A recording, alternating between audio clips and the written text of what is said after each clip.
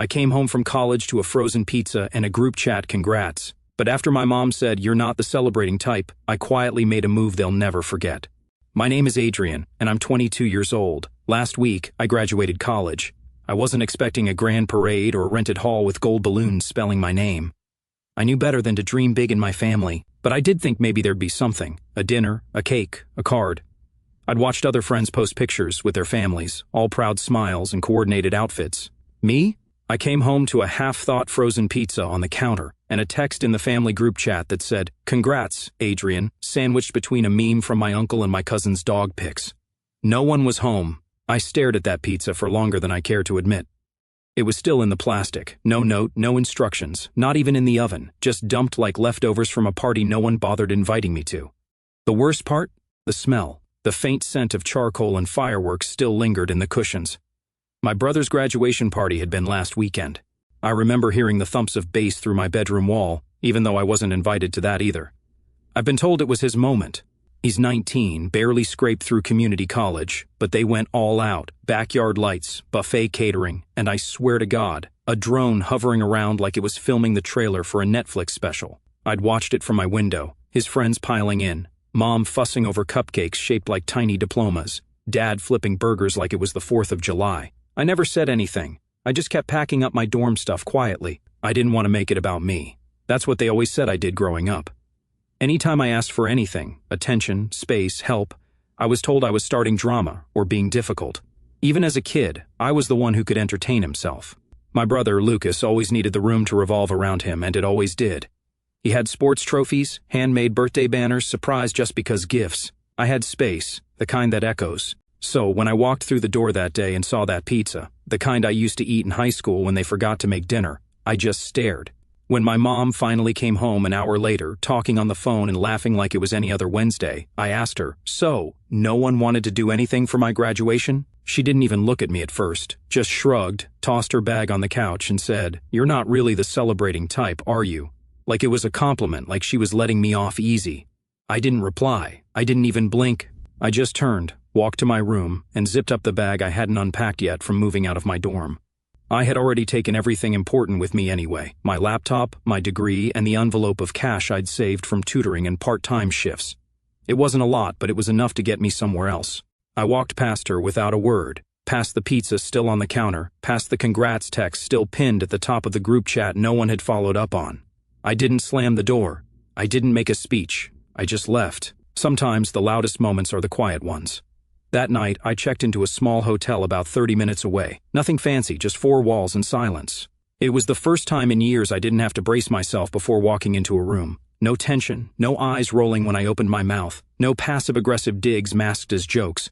Just a bed, a lamp, and me. Around midnight, my phone buzzed with one notification, a text from my Aunt Carla. Why is everyone freaking out? No greeting, no emojis, just that. I stared at it, wondering what they were saying. Wondering if Mom was telling everyone I'd run off again, the way she used to say it when I took long walks to clear my head and came back to accusations of being dramatic. I thought about replying, something short like, maybe ask the pizza, but I didn't. I put the phone down and looked at the ceiling, the weight of it all pressing on my chest like a stack of unfinished conversations. I hadn't cried, not yet, but I felt the water rising just under the surface, waiting for the right crack to spill through. The next morning, there were more messages, some from my cousin, one from Lucas, just a question mark. Then, "Dad, what's this about leaving? Call your mother." The only one that stuck out came a few minutes later from Mom herself. It said, "We didn't mean to make you feel that way. Not we're sorry, not we were wrong. Just that vague, safe phrase, the kind that puts the blame on how I felt instead of what they did." I didn't respond. Instead, I pulled out my laptop and opened a blank document. At the top, I typed the title, "Everything They Don't Know I Paid For." I started writing, tuition, groceries, Lucas's broken laptop I replaced without telling him, Dad's overdue credit card that mysteriously got cleared, the electric bill when Mom forgot it in January, all the times I kept the lights on, literally and metaphorically, and asked for nothing in return. They didn't know because I never made it about me, because I thought they'd notice eventually, because I thought family worked like math, you give, you get. But in our house, the equation never balanced, and I was tired of it. The next entry in that list wasn't a payment, it was a plan, one they'd never see coming. The first time I ever considered pulling away financially, it felt like betrayal, like I was being petty or vengeful. But sitting in that tiny hotel room, replaying that shrug and those 7 words, "You're not really the celebrating type," something inside me finally clicked into place. It wasn't revenge. It wasn't about getting even. It was about finally letting go of people who never held me. I spent the next day in the hotel lobby, headphones in, noise canceling the world as I went line by line through my online banking. It was almost funny how many recurring charges were tied to them. Netflix, my brother's email, Spotify, my mom's, the phone. Plan, of course, still under my name. Group family package that I'd taken over in college because you're better with tech stuff. Water bill, electricity, the cloud storage everyone used to dump their endless photo backups. I'd never thought twice about it. I just paid, quietly, like I always did. That evening, I set a reminder, 3 days from now, cancel everything. Not out of spite, but because it was time. 2 days passed with silence for me, but my phone didn't stop. My mom sent longer and longer messages, each one trying to sound more composed but bleeding through with desperation. At one point, she called me by a nickname she hadn't used since I was a kid. That stung, not because I missed it, but because I knew she only dusted off affection when she wanted something, like her love was stored in a cabinet marked emergencies only. Lucas tried calling too, just once, left a voicemail. It started with, "Yo man, not sure what's going on," then paused and ended with a lazy, "But mom's tripping. Can you fix it?" Fix it. Like I was the janitor of their dysfunction. That night, I sent one email, just one, to my boss at the tutoring center where I'd worked part-time throughout college. She'd once offered me a full-time role if I ever stuck around. I asked if the offer still stood. Her reply came in an hour. "Still yours if you want it. We're opening a new satellite branch. You'd have your own office." I stared at the screen for a long time. My own office. No fireworks, no drone footage. But it felt more real than anything my family had ever handed me. The next morning, I canceled the family phone plan. I got a message almost instantly.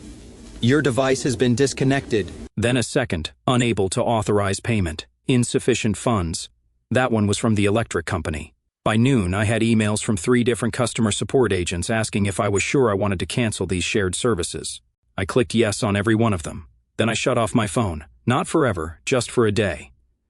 That evening, I rented a car and drove 2 hours north to check out the new tutoring branch. Small town, decent population, quiet streets, a single coffee shop on the corner with a handwritten chalkboard menu, and a barista who actually made eye contact when she spoke. I ordered a latte and sat by the window, watching the sunset through a row of sleepy trees. The whole time, I wondered if they were still trying to call, but I also didn't care. Back at the hotel, my email inbox had exploded. Since the phone plan was down, they'd found my work email, my backup Gmail, even my LinkedIn. There was a message from my dad, short, cold, calculated, "You're being immature. Family has ups and downs. You don't walk away from it." I read that twice. Ups and downs. Funny how they only noticed the downs when I stopped lifting them. At around 10 p.m., I opened the group chat for the first time in days. I tapped it open just to see what they were saying now. Lucas had sent an all-caps message, "Dude, why ice my phone dead? I need IT for work," followed by a string of angry emojis. My mom had replied, "I don't know what's going on with Adrian. He's obviously going through something, like I was the problem, like I hadn't been holding everything together for years." Then came the clincher. My aunt, the one who had texted me that first night, wrote, "So, what exactly did we do?" That was it. No apology, no recognition, just a puzzled shrug in text form. I stared at it for a long while, fingers hovering over the keyboard, debating whether it was even worth answering, whether explaining myself would make a dent. Then I thought of something my freshman writing professor once said when I struggled with cutting scenes from a story. You don't need to explain everything. Sometimes silence is the period at the end of a sentence. So, I didn't reply. But I did open a new file, a document I labeled Exit Plan Final. Not because I was running, because I was done staying put. 3 days after I walked out, the silence finally cracked. Not on my end, but theirs. It started with an email from the family landlord. Yes, landlord, because despite the show they put on, the house we grew up in wasn't ours. My parents had been renting for years under a long-term agreement with a relative who lived out of state. I had quietly been making up the difference every month. Mom and Dad thought their rent was magically low. No, it was subsidized by me, ever since I found a copy of the overdue notice in our junk drawer 2 years ago. That email now said, "Payment not received. Contract at risk of default. Please respond immediately." That was the first domino, and when it tipped, everything else followed. Lucas, for all his attitude and ego, still used my Spotify premium. Suddenly, he couldn't play his gym playlists. My dad's credit card, which had been magically improving since I began paying it off bit by bit, got declined. And Mom? Well, Mom ran into the biggest wall. She called her stylist and got told her appointment was canceled due to non-payment of the subscription plan they'd signed her up for through my account. The messages that followed turned from confusion to rage. Adrian, what is going on? Why are you doing this? Call me now. You think this is funny? You're being cruel. I wasn't laughing.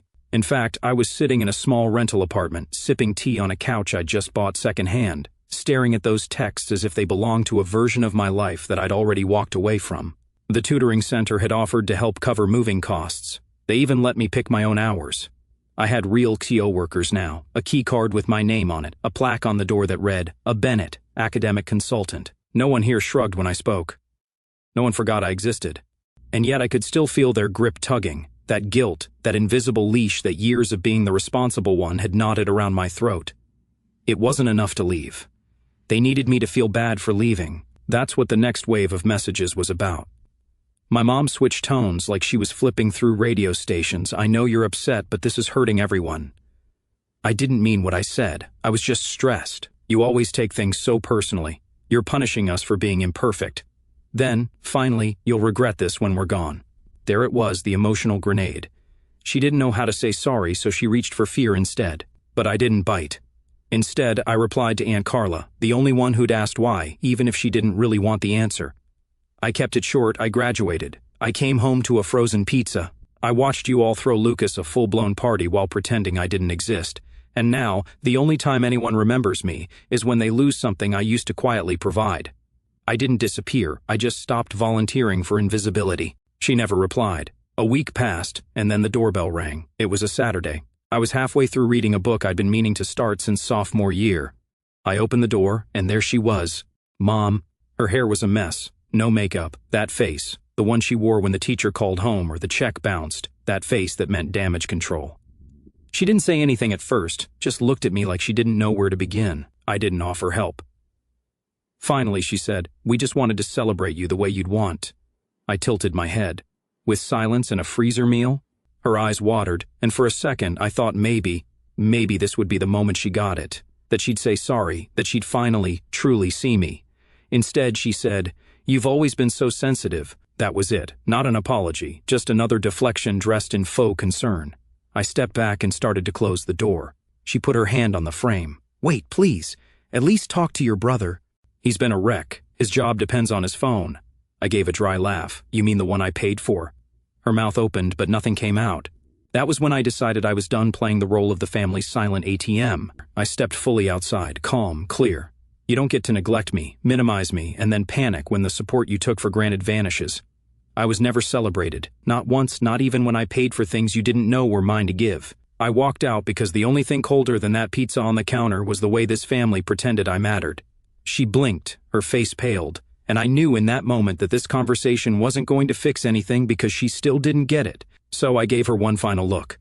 I'm not the one who disappeared. I just stopped showing up where I wasn't welcome. Then I closed the door, and behind it, for the first time in years, I didn't feel guilty. I felt free.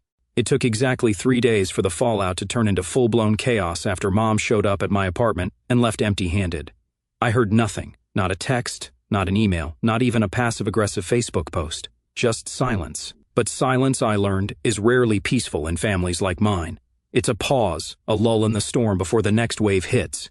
And it did. I got a call from my former landlord at the tutoring center. He sounded amused. "Hey, Adrian, not trying to pry, but there's someone calling around saying they're trying to track you down." A woman, emotional, left a message saying it was urgent but didn't say what it was about. "Thought you should know." I thanked him, already knowing who it was. That same day, I opened my laptop and checked the shared family Google Drive. It was still linked to my email, one of the last things I hadn't touched. Inside, buried in a folder named Home Stuff, I found copies of unpaid utility bills, rent notices, and something new, a scanned letter from a collection agency.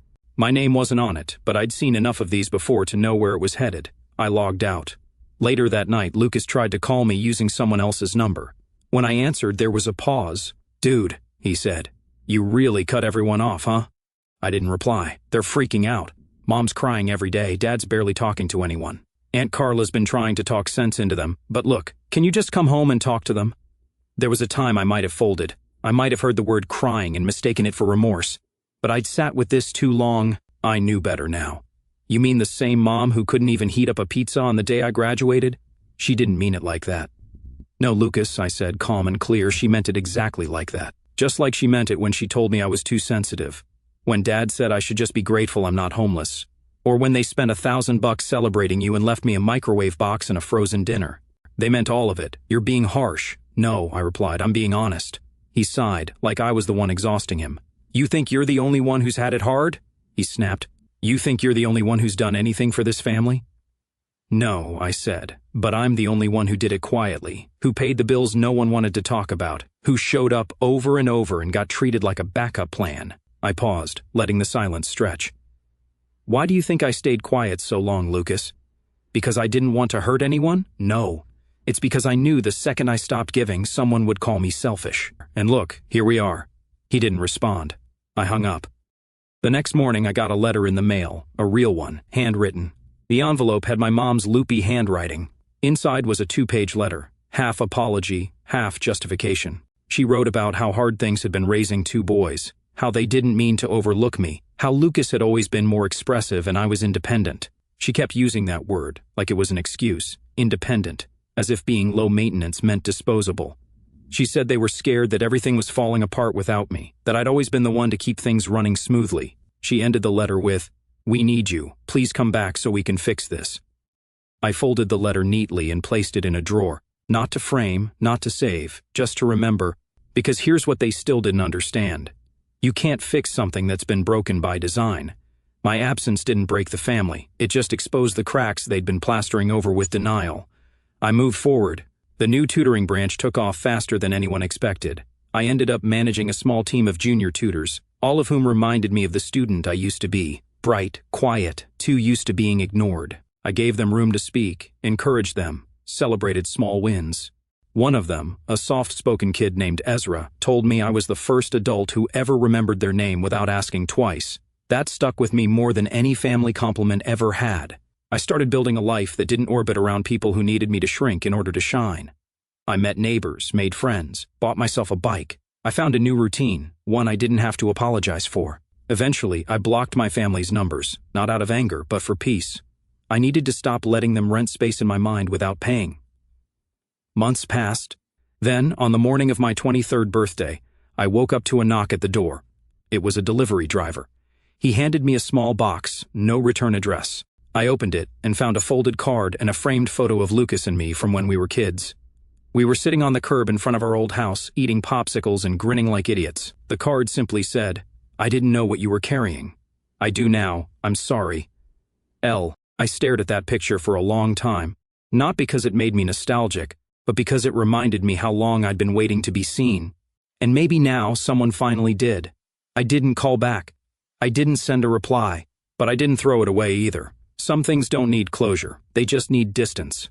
I celebrated that birthday with 2 CO workers, a homemade cake and a drink someone smuggled into the office after hours. We laughed, we talked about music and books and bad Tinder dates. No one asked me to prove my worth, no one made a passive-aggressive joke when I talked too much, no one compared me to anyone else. And for the first time in my life, I didn't feel like a guest at my own table. I felt home, not the one I came from, the one I built. And I didn't need fireworks, just the quiet kind of peace that doesn't ask for anything in return.